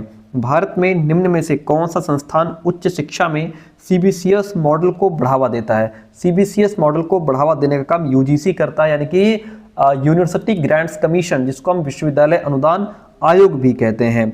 गणित का सांस्कृतिक मूल्य तब दिखाई देता है जब इसे पारंपरिक वास्तुकला के डिजाइन और पैटर्न को समझने में उपयोग किया जाता है, तब इसका सांस्कृतिक मूल्य हमें नजर आता है। सीसीई में निर्माणात्मक मूल्यांकन का उद्देश्य होता है। सीसीई में निर्माणात्मक मूल्यांकन का उद्देश्य होता है सीखने में कमियों की पहचान करना और सुधार के लिए समय पर प्रतिक्रिया देना। ऑप्शन यहाँ पे बी राइट हो जाता है। 66 देखिए, एक षटभुज के अंतःकोणों का योग कितना होता है? षटभुज के अंतःकोणों का योग 720 डिग्री होता है। कितना सर? 720 होता है। एक उपलब्धि परीक्षण अचीवमेंट टेस्ट की विश्वसनीयता यानी रिलायबिलिटी का तात्पर्य क्या है? रिलायबिलिटी का तात्पर्य है परीक्षण की वह क्षमता कि वह समय के साथ लगातार एक ही चीज को माप सके। मतलब देखिए अगर मैं इसकी बात करूं तो देखिए मापन और मूल्यांकन में किसी भी अच्छे परीक्षण के दो सबसे महत्वपूर्ण गुण होते हैं। एक तो उसके अंदर विश्वसनीयता होनी चाहिए, दूसरा उसकी वैलिडिटी यानी वैध होना चाहिए वो। अब जैसे यहाँ पे बात हो रही है विश्वसनीयता का तात्पर्य क्या है? विश्वसनीयता का तात्पर्य होता है, सीधा संबंध होता है कंसिस्टेंसी से या स्टेबिलिटी से, स्थिरता से। अगर एक ही परीक्षण को एक ही ग्रुप पर अलग अलग समय पर किया जाए, उस ग्रुप का अलग अलग समय पर टेस्ट लिया जाए और रिजल्ट हमेशा लगभग समान आए, तो इसका मतलब वो परीक्षण रिलायबल कहलाएगा, विश्वसनीय कहलाएगा। ठीक है, ऑप्शन फर्स्ट यहाँ पे हो गया राइट। आगे बढ़ते हैं। निम्न में से ग्रेडिंग सिस्टम का मार्किंग सिस्टम पर प्रमुख लाभ कौन सा है? देखिएगा, यह अस्वस्थ प्रतिस्पर्धा को कम करता है और प्रदर्शन को व्यापक रूप से वर्गीकृत करता है। ऑप्शन सी राइट हो गया। एक गणित शिक्षक का रवैया कैसा होना चाहिए? एक गणित शिक्षक का रवैया सकारात्मक होना चाहिए, उत्साही होना चाहिए, बच्चों को प्रोत्साहित करने वाला हो, जिससे विषय के प्रति बच्चों का प्रेम बढ़े, क्योंकि मैथ्स से भैया हर कोई से भागता है। तो अगर टीचर अच्छा होगा तो बच्चे का इंटरेस्ट बढ़ेगा मैथ्स में। यदि 5 संख्याओं का माध्य 20 है तो संख्याओं का योग कितना होगा? भैया आप देखो यहाँ पे जो है 5 संख्याओं का माध्य 20 है। आपको पता है कुल संख्याएं कितनी है? संख्या n इज इक्वल्स टू हम मान लेंगे 5 और माध्य कितना है? x इक्वल्स टू हो जाएगा 20। अब आपको पता है कि संख्याओं का योग प्राप्त करने के लिए हम माध्य को मतलब 20 को कुल संख्याओं से मतलब 5 से गुणा कर देंगे। तो यहाँ पे सिंपल सी बात है, 20 गुणे 5 हो जाएगा, बराबर कितना आ जाएगा? 100 आ जाएगा। ठीक है, तो ये कितना हो गया? ऑप्शन जो बी है 100 वहाँ राइट हो जाएगा। मूल बिंदु ओरिजिन के निर्देशांक होते हैं, तो ये मूल बिंदु के जो निर्देशांक हैं वो 0 0 होते हैं। भारतीय गणित का जनक किसे कहा जाता है? भारतीय गणित का जनक कहा जाता है आर्यभट्ट को। किसको कहा जाता है? आर्यभट्ट को। ब्लूम के आधार पर निर्मित पाठ्य योजना ब्लूम्स बेस्ड लेसन प्लान में अधिगम उद्देश्यों को किस रूप में लिखा जाना चाहिए? तो इसमें जो अधिगम उद्देश्य हैं उनको किस तरीके से लिखा जाना चाहिए? देखे जा सकने वाले व्यवहार और मापने योग्य परिणामों के रूप में लिखा जाना चाहिए। अब जैसे यहाँ पे लिखा है देखे जा सकने वाले व्यवहार, मतलब ब्लूम का मानना था कि उद्देश्य ऐसे होने चाहिए जिन्हें कक्षा में देखा जा सके, यानी कि ऑब्जर्वेबल होना चाहिए, जिसको हम ऑब्जर्व कर सकें। अगर बच्चे के व्यवहार में जो परिवर्तन आ रहा है उसको हम देख सकें और उनका मूल्यांकन कर सकें, उनको हम मेज़र कर सकें, मेजरेबल होने चाहिए। ठीक है, इतनी बात क्लियर है। गणित में निदानात्मक परीक्षण डायग्नोस्टिक टेस्ट का मुख्य उद्देश्य क्या होता है? इसका मुख्य उद्देश्य होता है गणित के विशिष्ट क्षेत्रों में छात्रों की कमजोरियों और क्षमताओं की पहचान करना। सिंपल सी बात है। निदान का मतलब होता है कि बच्चे के पहले हम कमजोरी और क्षमताओं को पहचानते हैं, फिर उसका उपचार करते हैं। ठीक है, गणित में उपलब्धि परीक्षण बनाते समय पहला चरण क्या होता है? पहला चरण होता है पाठ्यक्रम और अधिगम परिणामों के आधार पर परीक्षण के उद्देश्य तय करना। उपलब्धि परीक्षण अचीवमेंट टेस्ट, मतलब बच्चे ने कितना अचीव किया है उसका हम टेस्ट लेना चाह रहे हैं। बच्चे ने क्या हासिल किया है उसको हम जानना चाह रहे हैं। इसका मेन काम यही मापना होता है कि छात्रों ने छात्रों ने क्या सीखा। ठीक है, सिंपल सी बात है, छात्रों ने क्या सीखा। अब इसमें क्या है कि पाठ्यक्रम और अधिगम परिणामों के आधार पर परीक्षण के उद्देश्य तय करना। अब ये क्या है कि सबसे पहला और इम्पॉर्टेंट स्टेप यही है। जब तक शिक्षक को ये नहीं पता होगा कि वो क्या मापना चाहता है, जैसे बच्चे का ज्ञान, उसके अंडरस्टैंडिंग या उसके स्किल्स को मापना चाहता है, क्या मापना चाहता है, जब तक ये नहीं पता होगा तब तक वो सही प्रश्न नहीं बना सकता। अगर वो क्वेश्चन पेपर बना रहा है तो उसे पता भी तो होना चाहिए कि आखिर वो बच्चे के अंदर से क्या मापना चाह रहा है, किस चीज़ को समझना चाह रहा है। ये उद्देश्य हमेशा पाठ्यक्रम मतलब कैरिकुलम और जो लर्निंग आउटकम्स हैं उनसे जुड़े होते हैं। सिंपल सी बात है, ऑप्शन फर्स्ट राइट हो गया। 6, 8, 10, 12, 14 का माध्य क्या होगा? अब इसका माध्य निकालना है तो इसका माध्य हमारा 10 निकल आएगा। सिंपल सी इसमें बात हो जाएगी। ठीक है, क्योंकि माध्य निकालने के लिए आपको पता है कि पदों का योग बटे पदों की संख्या होती है। पदों का योग मतलब यहाँ पे हम ऐसे करेंगे 6 + 8 + 10 + 12 + 14 ये कर लेंगे हम। ठीक है, ये पदों का योग, पदों की संख्या निकालो। 1, 2, 3, 4, 5 पद हैं, ऐसे निकाल लो। अब जब हम टोटल करेंगे तो इनका टोटल आ जाएगा 50 बटे में 5 बराबर 5 कितना? हाँ 10 आ गया। ठीक है, सिंपल सी बात है। ऑप्शन यहाँ पे जो बी है 10 वहाँ राइट हो जाएगा। यदि किसी त्रिकोण के दो कोण 60 डिग्री और 70 डिग्री हैं तो तीसरा कोण कितना होगा। अब देखिए तीसरा कोण आपको यहाँ पे निकालना है। आपको पता है कि त्रिभुज के तीनों कोणों का योग हमेशा 180 डिग्री होता है, नो डाउट इसमें 180 डिग्री होता है। तो अब यहाँ पे a प्लस, अब जैसे ऐसे लिखेंगे हम इसको, a प्लस बी प्लस सी बराबर 180 डिग्री लिख लिया हमने, नो डाउट। दिए गए कोण हमारे कितने हैं 60 और 70, तो तीसरा कोण हमको निकालना है। तीसरा कोण मतलब यहाँ पे हम ऐसे लिखेंगे इसको 180 डिग्री और माइनस फिर यहाँ पे 60 प्लस 70 कर लेंगे, ठीक है। 180 माइनस 60 और 60 70 और 7 6 13 130 हो गया। 180 से 130 माइनस कर दो 50 बचेगा, यानी कि ऑप्शन सी राइट हो गया। सिंपल सी बात है। अब कहता है देखिएगा कौन सा क्वेश्चन, हाँ 78 है, ठीक है। कहता है निम्नलिखित में से ब्लूम के संशोधित वर्गीकरण में सोचने के स्तर का सही क्रम निम्न में से उच्च की ओर क्या है। ध्यान दीजिए, क्वेश्चन पूछ रहा है भैया कि देखिए ब्लूम के संशोधित वर्गीकरण में, ब्लूम का वर्गीकरण नहीं है, जो ब्लूम का संशोधित वर्गीकरण है। देखिए ऐसा है कि ब्लूम ने अपना वर्गीकरण दिया था 1956 में, ठीक है। फिर बाद में क्या हुआ, इनके जो ब्लूम के जो छात्र थे लॉरेंट एंडरसन और डेविड क्रैथवॉल, उन्होंने क्या किया कि जो ब्लूम का ये वर्गीकरण था उसमें कुछ सुधार किया और कुछ चेंजेस किए, उसमें संशोधन कर दिया। संशोधन करके उन्होंने कुछ चीज़ें हटा दी, कुछ अपनी मिला दी। उन्होंने सोचने के स्तर को लो टू हाई सीक्वेंस में रखा, यानी निम्न से उच्च क्रम की ओर रखा, जिसमें जो है कि पहला स्टेप उन्होंने रखा याद रखना, यानी कि रिमेम्बरिंग, जिसमें यह कहा गया, ये सबसे निचला स्तर उन्होंने रखा कि जो मूल अवधारणाएं होती हैं, मेन कॉन्सेप्ट, उन्हें जो है बच्चा रिमेंबर करे, याद रखे, ठीक है। दूसरा इन्होंने रखा समझना, अंडरस्टैंडिंग, ठीक है। तीसरा इन्होंने रखा अनुप्रयोग करना, ठीक है, कि जो भी बच्चा जानकारी हासिल करे उसको अलग अलग परिस्थितियों में, सिचुएशंस में प्रयोग करके देखे। फिर इन्होंने रखा उसको विश्लेषण करना, ठीक है, एनालिसिस करना, जो भी जानकारी है उसको अलग अलग हिस्सों में तोड़ना, फिर उनके बीच का रिलेशन क्या है इस तरीके से उसको निकालना, फिर मूल्यांकन करना, ठीक है। उसके बाद आया निर्माण करना, यानी कि प्रश्न के अकॉर्डिंग ऑप्शन बी यहाँ पे बिल्कुल सटीक आंसर हो जाएगा। विद्यालय स्तर पर गणित पढ़ाने का प्रमुख उद्देश्य क्या है भैया। विद्यालय स्तर पर गणित पढ़ाने का उद्देश्य है तर्कसंगत और विश्लेषणात्मक सोच विकसित करना, ठीक है। बच्चे के अंदर लॉजिकल थिंकिंग डेवलप होनी चाहिए, बच्चे के अंदर एनालिटिकल थिंकिंग भी डेवलप होनी चाहिए, बच्चा चीज़ों के बारे में एनालिसिस कर पाए। उद्देश्यों को व्यावहारिक रूप में लिखने का मुख्य लाभ क्या है। उद्देश्यों को व्यावहारिक रूप में लिखने का जो है लाभ ये है कि यह टीचर्स को सीखने के परिणामों को स्पष्ट रूप में समझने में सहायता प्रदान करता है। मतलब देखिए पहली बात तो ये समझो, व्यावहारिक उद्देश्यों को व्यावहारिक रूप में, व्यावहारिक उद्देश्य क्या होते हैं, ये वो उद्देश्य होते हैं जिन्हें छात्र के व्यवहार में परिवर्तन के रूप में देखा और मापा जा सकता है, ठीक है। अब इनमें जैसे हमने बताया, इसको लिखने का लाभ ये होता है शिक्षकों को सीखने के परिणामों को स्पष्ट रूप में समझने में सहायता प्रदान करता है। जब उद्देश्यों को व्यवहारिक रूप में लिखेंगे, जैसे मतलब हमने व्यवहारिक रूप में इसको लिखा कि छात्र ये चीज़ हल कर सकेंगे या छात्र इन चीज़ों के बीच में तुलना कर सकेंगे, जब ऐसे लिखा जाता है तो टीचर्स को ये बिल्कुल क्लियर हो जाता है कि क्लास में लास्ट में छात्र से क्या उम्मीद की जा रही है, कि जब हम पढ़ा लेंगे तो लास्ट में क्या लर्निंग आउटकम्स निकल करके आएंगे, है ना। तो यहाँ पे टीचिंग और इवैल्यूएशन दोनों चीज़ें बिल्कुल सटीक हो जाती हैं, ठीक हो जाती हैं। RCEM उपागम के 4 चरणों में शामिल हैं। 4 चरणों में क्या शामिल है, 4 चरणों में आपकी प्रस्तावना, प्रस्तुति, अभ्यास और मूल्यांकन शामिल है, ठीक है।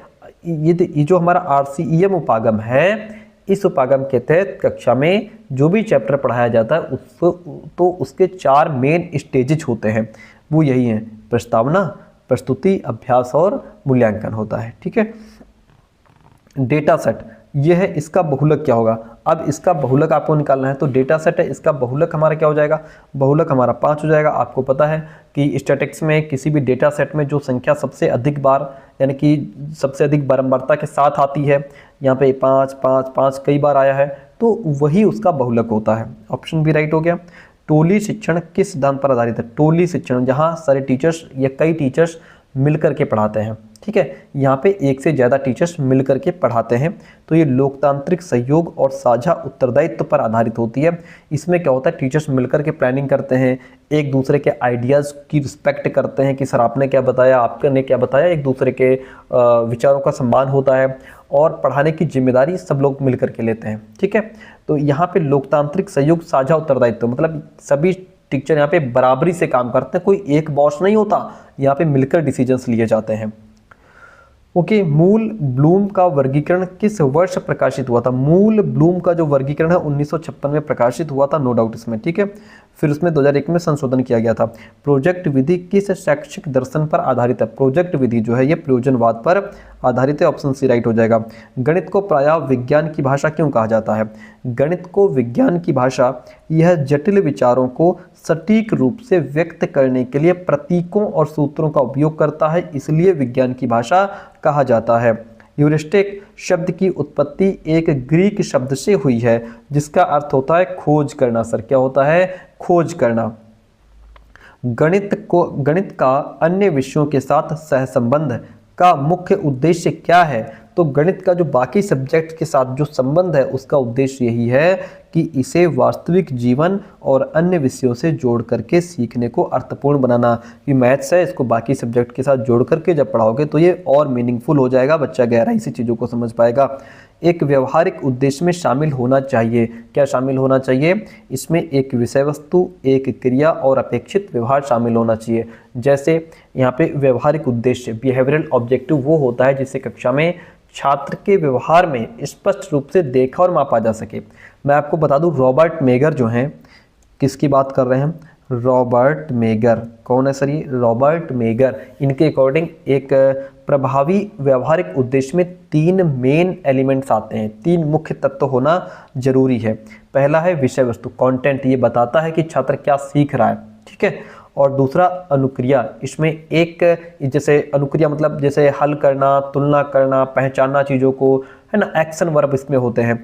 अपेक्षित व्यवहार, इसका मतलब ये होता है कि पढ़ाने के बाद हमें जो बच्चे से अपेक्षा होती है कि बच्चे ने क्या सीखा, वो होता है अपेक्षित व्यवहार। ऑप्शन बी राइट हो गया। गणित शिक्षण में आगमन विधि का दृष्टिकोण होता है, आगमन विधि का दृष्टिकोण यहाँ पे होता है विशिष्ट से सामान्य की ओर, विशिष्ट से सामान्य की ओर, ठीक है। ओके, अब अच्छा, सामान्य से विशिष्ट की ओर जो है ये निगमन विधि की बात कर रहा है। किसकी बात कर रहा है? ये निगमन की बात कर रहा है, ये यहाँ पे आगमन की बात कर रहा है, ठीक है। इसमें छात्र जो है पहले अलग अलग उदाहरण, भाई बात किसकी हो रही है? आगमन विधि, विशिष्ट से सामान्य। इसमें बालक पहले अलग अलग उदाहरणों का अध्ययन करते हैं, उनके आधार पर एक सामान्य नियम या सूत्र स्थापित भी करते हैं, निकालते भी हैं। अभिक्रमित अनुदेशन का जनक किसे माना जाता है? अभिक्रमित अनुदेशन का जो जनक है वो BF स्किनर को माना जाता है। मैंने शुरुआत में बताया था। गणित शिक्षा में कौन सी विधि अधिक वैज्ञानिक और खोज आधारित मानी जाती है? तो वो हमारी आगमन विधि, इंडक्टिव मेथड है सर वो, ठीक है। पाठ्य योजना निर्माण में पहला और सबसे महत्वपूर्ण जो चरण होता है वह शिक्षण उद्देश्य निर्धारित करना, ये सबसे पहला और इम्पॉर्टेंट स्टेज होती है। जब तक टीचर को ये स्पष्ट नहीं होगा कि वो छात्रों को क्या सिखाना चाहता है, उद्देश्य क्या है, तब तक वो ना तो सही टीचिंग मेथड चुन पाएगा, ना ही सही मटेरियल चुन पाएगा। मतलब उद्देश्य ही पूरे पाठ की डायरेक्शन तय करते हैं कि आखिर उद्देश्य क्या है। निगमन विधि में सीखने का क्रम होता है, निगमन विधि में सीखने का क्रम होता है पहले नियम, फिर उदाहरण, उसके बाद निष्कर्ष निकाला जाता है। ऑप्शन फर्स्ट राइट हो जाएगा। ब्रेन स्टॉर्मिंग को सबसे पहले प्रस्तुत किया था, ब्रेन स्टॉर्मिंग को सबसे पहले प्रस्तुत किया था एलेक्स ऑसबॉर्न ने। किसने किया था सर? एलेक्स ऑसबॉर्न ने, ठीक है। ऑप्शन डी यहाँ पे राइट हो जाएगा। व्याख्यान सह प्रदर्शन विधि का मुख्य उद्देश्य है कि बताने और दिखाने दोनों के माध्यम से जो कॉम्प्लिकेटेड कॉन्सेप्ट हैं उनको समझाया जाए, बता करके और दिखा करके, ठीक है। ऑप्शन बी राइट हो गया। गणित शिक्षण में विश्लेषण विधि की सर्वोत्तम व्याख्या है, तो सर्वोत्तम व्याख्या है किसी समस्या को छोटे भागों में विभाजित करके उसे समझाना। आगे बढ़ते हैं। क्रियात्मक अनुसंधान का मुख्य उद्देश्य क्या है? क्रियात्मक अनुसंधान का मुख्य उद्देश्य है चिंतनशील जांच के माध्यम से कक्षा में शिक्षण पद्धतियों में सुधार करना। अब ये कैसे? देखिए, क्रियात्मक अनुसंधान पहले ही बताया हमने, इसमें एक टीचर जो है वो शोधकर्ता की भूमिका निभा रहा होता है। वो अपनी कक्षा की जो भी समस्याएं हैं, जैसे बच्चे ध्यान नहीं लगा पा रहे हैं, डिसिप्लिन नहीं है, उन पर वो चिंतन करता है, प्लान बनाता है, फिर प्लान को अप्लाई करके देखता है, फिर अपनी टीचिंग प्रोसेस को बेहतर बनाने का काम करता है वो। ठीक है, यानी पहले समस्या को देखा, फिर उस पर काम करना शुरू किया और फिर जो है वो अपने काम को बेहतर बनाने का प्रयास करता है। प्रोजेक्ट विधि की एक सीमा क्या है? प्रोजेक्ट विधि की एक सीमा है, सीमा ये है कि ये एक समय साध्य होती है, पूरा पाठ्यक्रम पूर्ण नहीं कर पाती। मतलब सब समझ में नहीं आया? समझ में नहीं आया, ठीक है समझाते हैं। प्रोजेक्ट विधि, जैसे किसी एक सब्जेक्ट को लेकर के आपसे प्रोजेक्ट बनवाया जा रहा है, तो प्रोजेक्ट बनवाने का मतलब ये होता है कि इसमें पहले तो प्लान किया जाता है कि हम प्रोजेक्ट बनाएंगे कैसे। पहले आपने प्लान बनाया, फिर उस प्लान के अकॉर्डिंग आपने क्या किया, जानकारी इकट्ठा की। ठीक है, उसके बारे में आपने जानकारी इकट्ठा की, फिर आपने उस पर काम करना शुरू किया, फिर काम कंप्लीट हुआ, फिर अब आप उसका मूल्यांकन करवा रहे हो। ठीक है, तो ये जब सारा काम करेंगे तो बड़ा टाइम लगेगा इसमें, और इतना टाइम होता नहीं है हमारे पास। तो भैया एक लिमिटेड टाइम होता है स्कूल में कि हमें 3 महीने में इतना सिलेबस आपको पढ़ाना है, 6 महीने तक आपके इतने चैप्टर्स कंप्लीट हो जाने चाहिए, जब तक साल ख़त्म हो तब तक पूरा सिलेबस ख़त्म हो जाना चाहिए। ये एक प्रेशर भी होता है, समय इतना होता नहीं है। तो अगर जो है सारे सब्जेक्ट पर ये आप प्रोजेक्ट मेथड अप्लाई करेंगे तो एक कोर्स को पढ़ाने में 2 साल 3 साल लग जाएंगे, इतना समय होता नहीं है। तो सिंपल सी बात है कि ये समय साध्य होती है और पूरा पाठ्यक्रम पूर्ण नहीं कर पाती है अगर हम प्रोजेक्ट मेथड से चलेंगे। हर सब्जेक्ट का प्रोजेक्ट बनाएंगे, टॉपिक्स का प्रोजेक्ट बनाएंगे तो नहीं हो पाएगा। आज का लास्ट क्वेश्चन है, क्लास कैसे रही कमेंट करके जरूर बताइएगा। अब आपको क्लासेस कंटिन्यू मिलती रहेंगी। एक अच्छी पाठ्य योजना होनी चाहिए। एक अच्छी जो पाठ्य योजना होती है वो कक्षा की आवश्यकताओं के अनुसार लचीली और समायोज्य होती है, फ्लेक्सिबल होती है, यानी कि हम बच्चों के हिसाब से उसमें कुछ चीज़ें बढ़ा सकें, घटा सकें, उसको फ्लेक्सिबल होना चाहिए। ठीक है, तो प्यारे दोस्तों, नोट्स के लिए फटाफट मैसेज कीजिए, नोट्स लेकर के अपनी पढ़ाई शुरू कर दीजिए। ध्यान रहे हमारे नोट्स लेने के बाद आपको बाहर से कुछ भी खरीदने की आवश्यकता नहीं रह जाएगी। जितना भी कंटेंट रहेगा यहीं से, आप पूरा पेपर आपको यहीं से मिलने वाला है। Thank you so much.